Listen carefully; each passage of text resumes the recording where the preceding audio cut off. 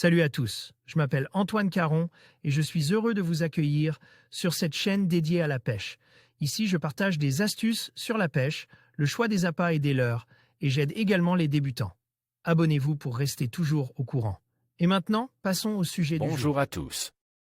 Dans cette vidéo, je vais partager avec vous 3 conseils pratiques pour initier un enfant à la pêche pendant les vacances.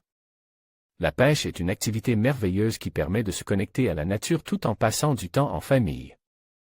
Je vais vous donner des astuces pour rendre cette expérience amusante et enrichissante pour votre enfant.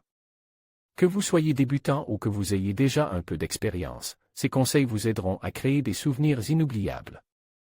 Alors, restez avec moi et découvrons ensemble comment faire de cette activité un moment privilégié. Écoutez cet article Allez vite, la pêche est l'école de la patience. Pour autant de nos jours, les enfants sont souvent hyper sollicites. Ils ont l'habitude de passer d'une chose à l'autre en peu de temps. Il faut donc s'adapter à ce rythme de vie bien souvent à l'opposé de la pratique de la pêche. Inutile dans un premier temps de chercher à faire prendre de gros poissons à un enfant, vous risquez de le dégoûter en passant des heures à pêcher sans aucune touche.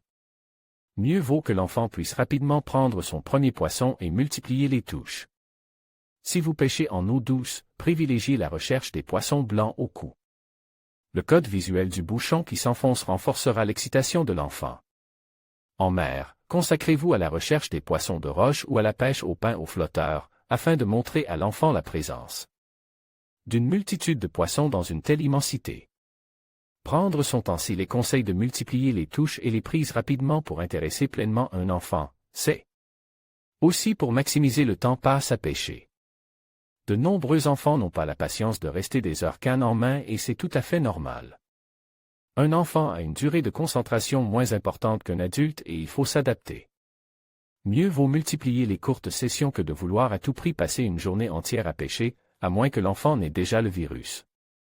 Prenez aussi le temps de lui faire découvrir l'environnement, les différents animaux aquatiques et laissez-le jouer dans ce milieu si particulier.